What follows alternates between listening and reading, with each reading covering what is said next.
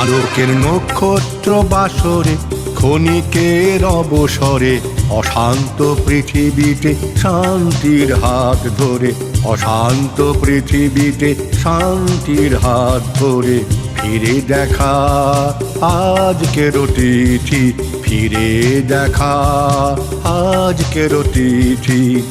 আলোকের নক্ষত্র বাসরে ক্ষণিকের অবসরে অশান্ত পৃথিবীতে শান্তির হাত ধরে, অশান্ত পৃথিবীতে শান্তির হাত ধরে ফিরে দেখা আজকের তিথি, ফিরে দেখা আজকের তিথি।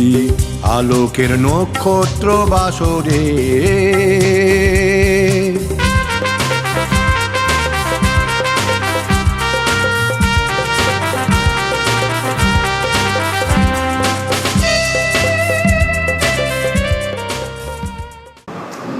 শুভরাত্রি দর্শক বন্ধু। আমরা ঋতু পরিক্রমায় এখন বর্ষাকালে রয়েছি। আজকে রবিবার, আমরা প্রত্যেককে বর্ষার শুভেচ্ছা এবং অভিনন্দন জানাচ্ছি। আজকে আমরা চলে এসেছি পশ্চিমবঙ্গ বিধানসভার নবনির্বাচিত সদস্য চিত্ত মুখার্জি কাছে। নমস্কার চিত্তবাবু, আপনাকে আমাদের হাই নিউজ টেলিভিশনের তরফ থেকে অসংখ্য ধন্যবাদ।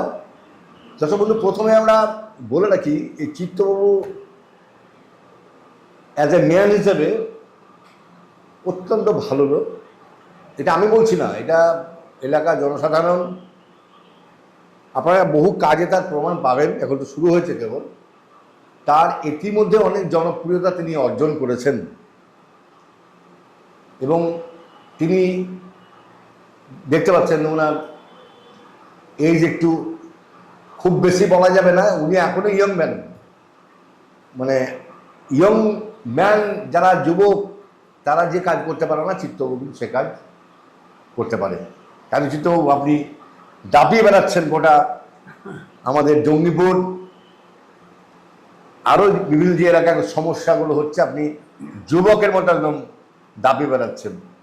তো প্রথমে যে আপনাকে প্রশ্নটা করবো যে এই নবনির্বাচিত বিধানসভায় তৃণমূলের রমরমা বাজারকে আপনি মারিয়ে যেভাবে স্বতঃস্ফূর্তভাবে মানুষের রায়দানে, মানুষের ভোটের মধ্যে দিয়ে আপনি নির্বাচিত হয়েছেন, এর পেছনে আপনার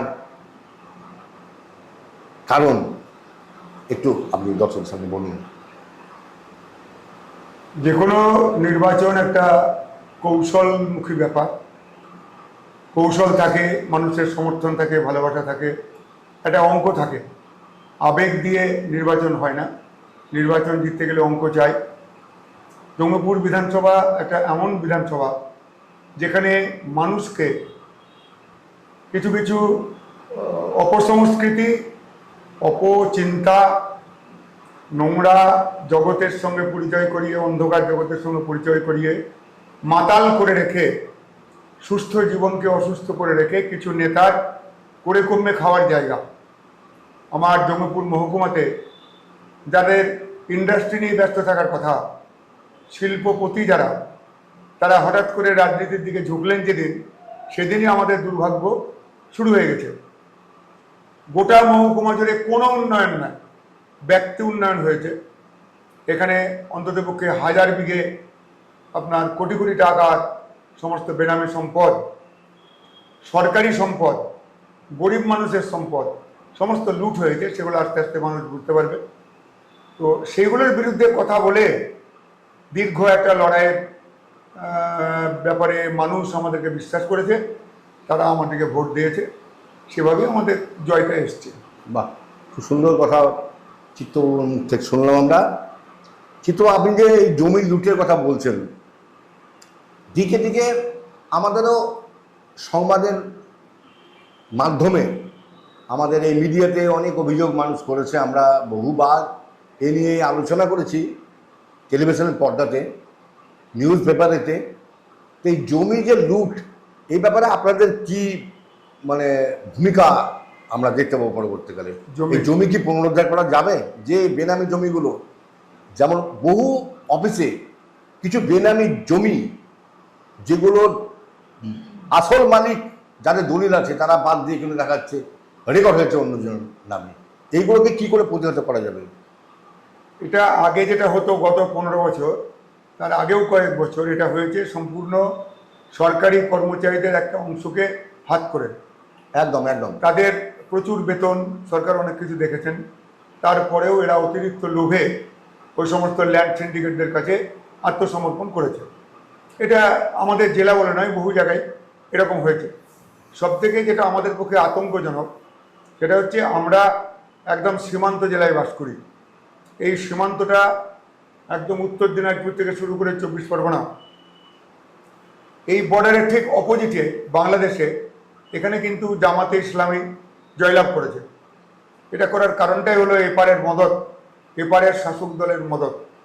এটা কিন্তু ভুললে হবে না, এটা কিন্তু কোনো অপপ্রচার নয়, এটা ঘটনা। আর আমরা যেগুলো বলে আসছিলাম সেটাই বাংলাদেশের নির্বাচনে প্রমাণ হয়ে গেছে। এই লোকগুলোর সঙ্গে আমাদের বাংলাদেশ, এই পশ্চিমবাংলার লোকেদের একটা অংশে একটা গাঁটছড়া আছে। আর এই গাঁটছড়ার জন্যেই পশ্চিমবাংলা অত্যন্ত বিপজ্জনক অবস্থায় আছে। এই ভূখণ্ডের মধ্যে ওরা নতুন করে আর একটা বাংলাদেশ তৈরি করার চেষ্টা করছে, এবং এখানেই আমাদের হয়ে গেছে বিপদ। ল্যান্ড রিফর্ম ডিপার্টমেন্ট, তার উপরে নিচে যারা আছেন তাদেরকে নিয়ে সিন্ডিকেটের একটা বাহিনী, একটা অংশ কাজ করে, এবং এখানে প্রচুর জমি আপনার ওরা দখল করে রেখেছে। এটা দুভাবে করে, একটা হচ্ছে গায়ের জোরে করে, আর একটা হচ্ছে আপনার দলিল জাল করে করে। প্রতিদিন এই খবরগুলো আমাদের কাছে আসছে। এখন মানুষ মুখ খুলছে, কারোর 7 বিঘে 8 বিঘে 2 বিঘে 5 বিঘে এই সমস্ত জমি এরা জবরদস্তি দখল করে রেখে দিয়েছে এই ল্যান্ড মাফিয়াগুলো আর এই শিল্পপতিদের মধ্যে কয়েকজন। এবং এটা অবশ্যই উদ্ধার হবে, আমরা তার ব্যবস্থা নিয়েছি।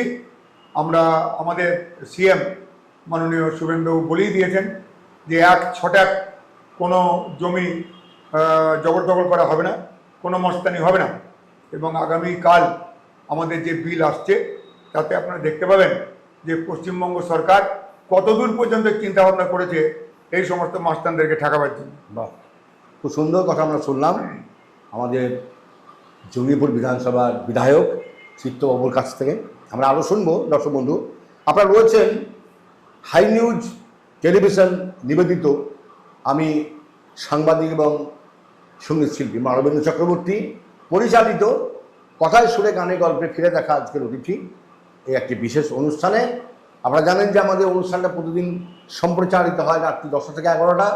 সোম থেকে শুক্রবার থাকে আমাদের বিভিন্ন সাংস্কৃতিক অনুষ্ঠান, এবং শনিবার আর রবিবারটাকে বেছে নেওয়া হচ্ছে ভিভিভিআইপিদের প্রোগ্রাম, এবং রবিবারটা পার্টিকুলারলি রাজনৈতিক এবং যারা জনপ্রতিনিধি তাদেরকে নিয়ে একটা সমীক্ষা এবং তাদের বক্তব্যকে তুলে ধরা। শুধু সংবাদ মাধ্যম আপনাদের পাশে আছে, গোটা পশ্চিমবাংলার সংবাদ মাধ্যম আপনাদের সঙ্গে রয়েছে। সত্যি খবরের জন্য আমরা অপেক্ষা করছি।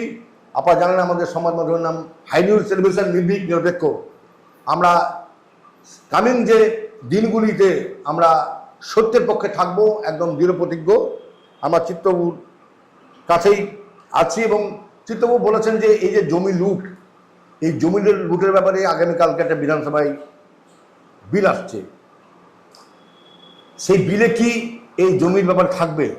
থাকবে, আমাদের প্রধানত থাকবে ল্যান্ড জিহাদ আর লাভ জিহাদ, এই দুটোর ওপরে আমাদের কালকে বিলে প্রস্তাব আসবে, এবং তারপরে আমরা সংশোধনী যার যেটা ইচ্ছে হবে জমা দেব, এবং বিতর্ক চলবে, তারপর বিল গ্রহণ করা হবে।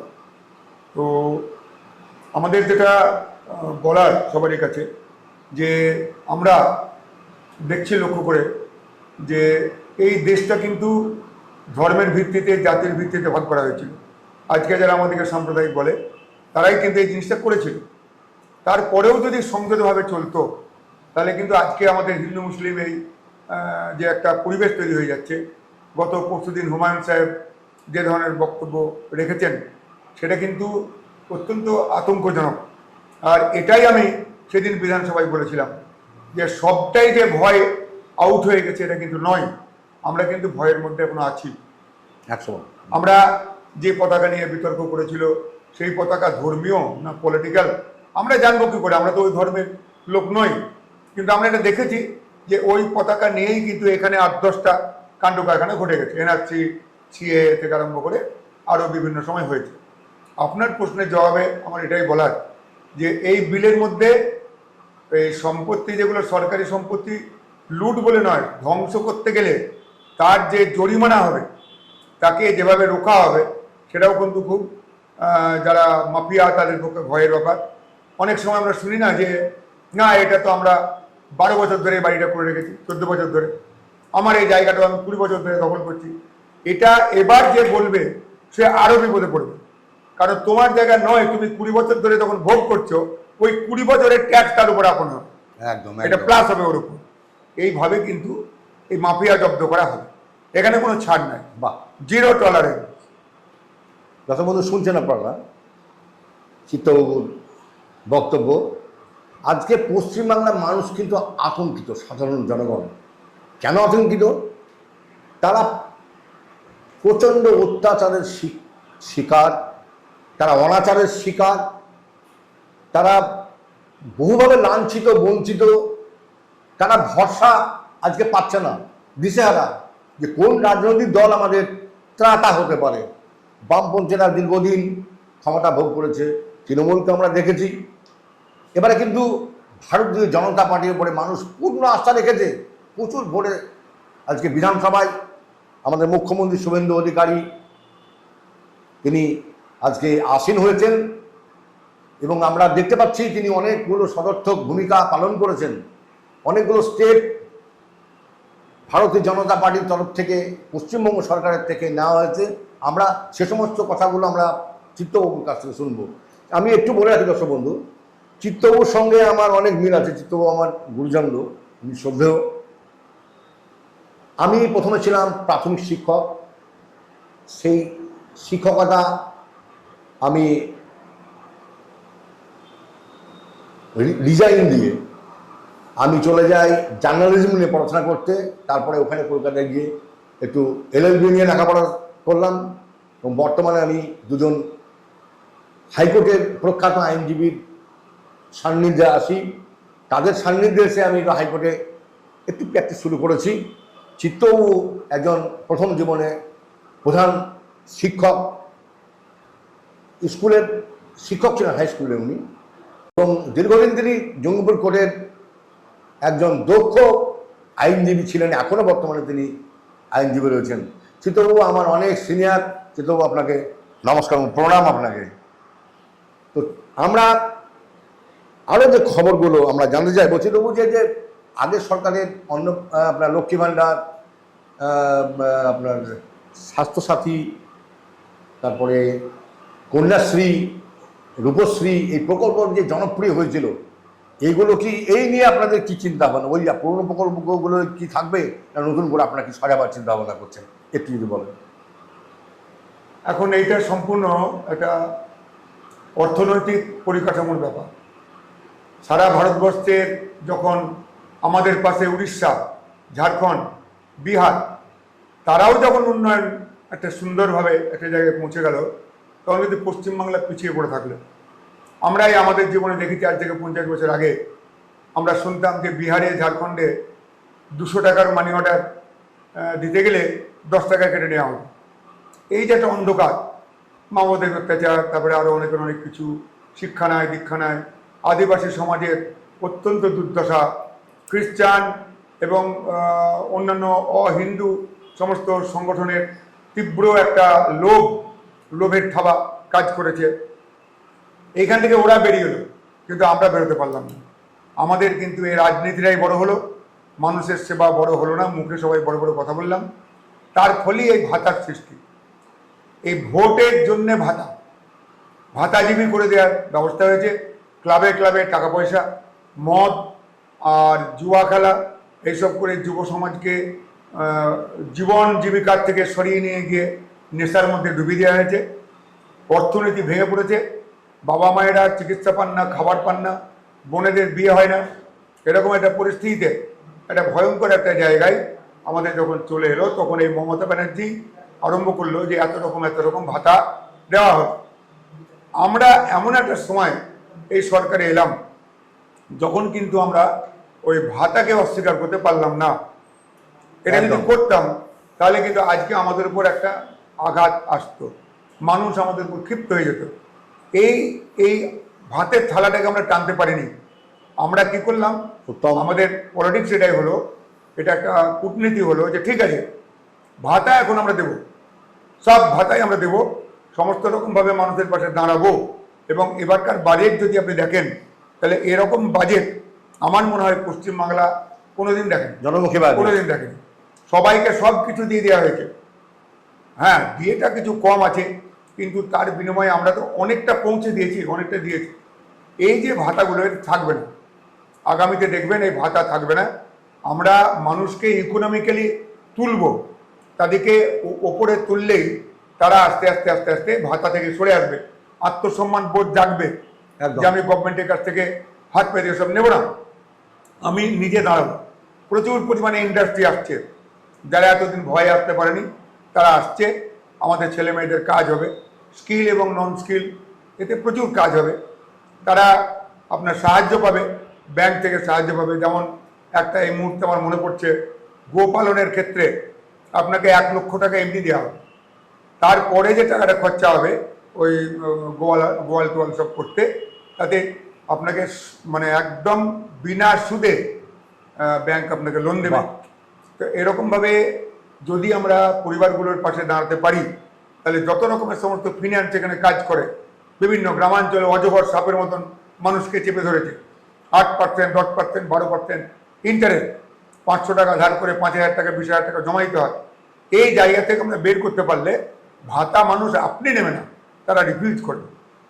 খুব সুন্দর কথা, চিত্তবাবু খুব সুন্দর কথা বলেছেন। আমাদের আজকে পশ্চিমবাংলায় তথা গোটা ভারতবর্ষে, আমরা গোটা বিশ্বময় বলতে পারি, এটা বেকারির একটা অদ্ভুত চেহারা। চারিদিকে বেকার, কাজ নাই। আমাদের পশ্চিমবাংলার যারা কৃষিকাজে দক্ষ, যারা শিল্প কাজে দক্ষ, যারা শ্রমিক, তারা বাইরে এসে কাজ করতে, কোথায় গেলে দুটো পেটের ভাত তার সংসার জোগাড় করতে পারবে। এই জায়গায় দাঁড়িয়ে চিত্তবাবু আমাদের দেশের প্রচুর বেকার। এই বেকারত্ব সমাধান না করে আজকে যে ভাতাটা আপনি বলেছেন, খুব সুন্দর কথা, এই ভাতাটা আপনারা বাধ্য হয়ে দিচ্ছেন, না দিলে একটা জনরোষ আপনাদের মধ্যে ছেড়ে পড়তে পারে। কিন্তু দর্শক বন্ধু, আমরা বলতে চাই ভাতা নয়, আজকে আমাদের ভাত চাই। এই স্লোগানে কিন্তু আমাদের দীক্ষিত হতে হবে। চিত্তবাবু বলেছেন খুব সুন্দর কথাটাকে আমরা সমর্থন করি। আমি একটু বলে নিই, দেখুন আমি সাংবাদিক হিসাবে অনেকদিন কাজকর্ম করছি। আমি হাই নিউজের সঙ্গে একদম ওতপ্রোতভাবে জড়িত। আমি মাননীয় যে শুভেন্দুবাবু আমাদের মুখ্যমন্ত্রী, তার ইন্টারভিউ আমি নিয়েছি সাংবাদিক হিসাবে। যখন উনি বিরোধী দলনেতা ছিলেন, একটা ধর্ণা মঞ্চে গিয়ে শুভেন্দুবাবু, ইন্দ্রনীল ঘোষ, আমাদের অভিজিৎ গাঙ্গুলি এমপি, লকেট, বিভিন্ন আরও বিজেপির প্রার্থী নেতা দিলীপ ঘোষ থেকে শুরু করে রাহুল সিনহা সঙ্গে আমার ইন্টারভিউ নেওয়া আছে বিগত দিনে। কাজে কাজে খানিকটা পরিচয় আমার সঙ্গে ওনাদের আছে, সাংবাদিক হিসেবে পরিচয়টি রয়েছে। আমি পরবর্তীকালে আবার শুভেন্দুবাবুর কাছে যাওয়ার চেষ্টা করবো, আমি সাক্ষাৎকার নেওয়ার চেষ্টা করবো, দিলীপ বাবুর কাছেও আমি যাব। আমরা এখন সেই দিলীপ আমাদের এখানে ছোটোখাটো একজন মন্ত্রী যাকে বলতে পারেন, মন্ত্রী না হয়ে যিনি বিভিন্ন দক্ষ ভূমিকায়, আমি একটু আগে বলেছি উনি পূর্ণ যুবক এবং উনি দাপিয়ে বেড়াচ্ছেন। মানুষ, প্রচুর মানুষ তার সঙ্গে দেখা করতে আসছেন। তাদের সঙ্গে যে এত ধৈর্য ধরে খুব সুন্দরভাবে কথাবার্তা বলার যে কায়দা, আমরা পরবর্তীকালে আবার দেখাবো তার সঙ্গে এ করে। কিন্তু মূল যে আলোচনা রয়েছে, আপনি একটু আগে বলেছিলেন যে জমির মাফিয়াদের বিরুদ্ধে। তো আমরা কিছুদিন আগে দেখলাম, কিছুদিন আগে একটা সাগরদিঘি ব্লকে একটা ঘটনা ঘটে গেছে। যাদব বলে একজন ছেলের নামে কেস হয়েছে। আমরা খুব ভালোভাবে জানি সংবাদ মাধ্যমের তরফ থেকে, যাদব অত্যন্ত ভালো ছেলে, তার সঙ্গে যতটুকু মেলামেশা করেছি দেখেছি। এবং আমি জানি খুব সুন্দরভাবে যে আমাদের সাগর থানার যিনি ওসি, তিনি অতিশয় ভদ্রলোক, তাকে নিশ্চয় কোনো ভুল বোঝানো হয়েছে বলে আমার মনে হয়। এবং আমাদের যে জেলা শাসক আছেন, জেলা সমাহর্তা, তিনি খুব ভালো একজন প্রশাসক। আমার মনে হয় তাকে কিছু ভুল বুঝিয়ে এসব জিনিসের চিত্তবাবুর কাছ থেকে আমরা বিষয়টা শুনবো একটু। সাগরদিঘি ব্যাপারে আমরা কি স্টেপ নিতে চান? আমার বাড়ি সাগরদিঘি থানায়, সাগরদিঘি ব্লকে, নপাড়া আমার নিজের বাড়ি, ওখান থেকে 6 কিলোমিটার সাগরদিঘি। আমি আমার ছেলেবেলাটা 4 বছর সাগরদিঘি স্কুলে পড়াশোনা করেছি, হোস্টেলে থেকেছি। তো ওখানকার অনেক কিছু আমি জানি, ইতিহাস ভূগোল আমার অনেকটা জানা আছে। আমি যখন যাই তার আগেই আমি খবর পেয়েছিলাম যে একটা ভিডিও করা হয়েছে, সেই ভিডিওতে দেখা যাচ্ছে যাদব নাকি ফাইলটাই ছিঁড়ছে, সরকারি সব নথি নষ্ট করছে। কালকে আমি এসডিওর সঙ্গে, আমাদের মাননীয় এসডিওর সঙ্গে ফোনে কথা বলেছি যে এই বিষয়টা একটু দেখুন, ব্যাপারটা যেন কেরম হয়ে যাচ্ছে। কিন্তু আমি দেখলাম উনি ওভার কনফিডেন্স ওনার, যে না ওটা সরকারি আক্রমণ করা হয়েছে, আপনাকে আমি ভিডিও দেখাতে পারি, ভিডিও আছে। তখন আমি একটু থমকে গেছি। পরবর্তীতে কালকে রাত্রে আমার কাছে খবর এসছে এবং সরকারি কর্মচারীও তিনি আমাকে বললেন যে কাকু এটা পুরোটা তৈরি করা হয়েছে। একদম এই বিশ্ব বাংলার ক্যালেন্ডার দেখে যাদবের একটু মাথাটা খারাপ হয়ে যায়, অল্প বয়স, সে ক্যালেন্ডারটাকে নামিয়ে টেবিলে রেখে দেয়। ইন্দ্রনীল বাবু বলে একজন স্টাফ, তিনি এটা প্রতিবাদ করেন এবং তারপরেই ও তর্ক ঝগড়া করে ওখান থেকে বেরিয়ে যায়। ও যে ঘটনাটার জন্য গেছিল, আজকে বিএলআরও লজ্জা দেখা উচিত যে ওই ঘটনাটা 10 থেকে 15 দিনের মধ্যে করে দেওয়ার কথা। সামান্য সব রেকর্ড ফেকর্ডে কি একটা ব্যাপার, কিন্তু ওকে 2.5 মাস 3 মাস থেকে ঘোরানো হচ্ছিল। একটা গ্রামের মানুষ বারবার সাগরদিঘি তার যাওয়া, তার খরচা, চা জল খাবার, এতে ওর অটোমেটিক মনটা একটু খারাপ হয়েছিল, হয়তো দু একটা কথা বলেছে।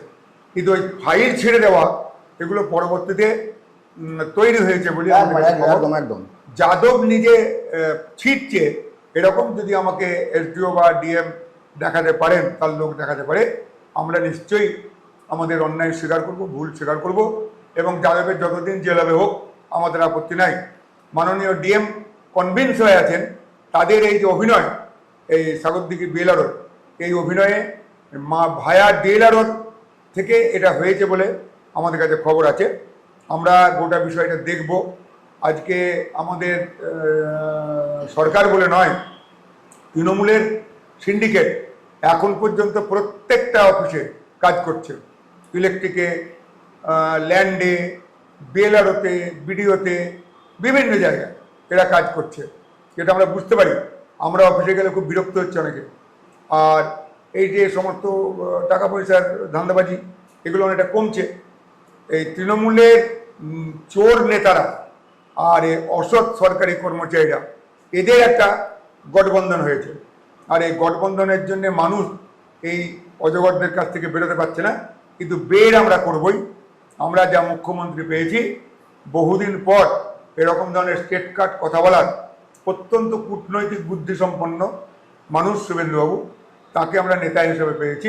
যার জন্যে এই একদম রঘুনাথগঞ্জ, সুতি, আমাদের আপনার সাগরদিঘি, এসব এলাকায় প্রচুর অভিযোগ আছে সরকারি সম্পত্তি লুট করা হয়েছে। গরিব মানুষের, যারা অত্যন্ত অসহায় মানুষ, তাদের রাস্তার ধারে জমি জোর করে পাঁচিল দিয়ে দিয়েছে। এই জিনিসগুলো সব উগলাতে হবে, এটা কিন্তু পরিষ্কার।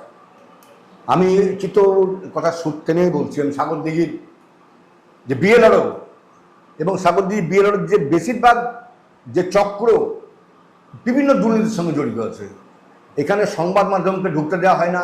সংবাদ মাধ্যম বহুবার দিয়ে আক্রান্ত হয়েছে। আমার কাছে খবর আছে, আমাকে আমি মাননীয় আমাদের জেলা সমাহর্তাকে এবং মহকুমা শাসককে, আমাদের সাগরদিঘির অফিসার ইনচার্জকে আমি বিনয়ের সাথে বলতে চাই যে তারা এই সাগরদিঘি বিএলআরওকে নিয়ে, বিএলআরও অফিসকে নিয়ে তদন্ত করুক এবং আরও বহু তাদের নামে কেস রয়েছে, মামলা মোকদ্দমা রয়েছে সমস্ত অফিসারদের বিরুদ্ধে।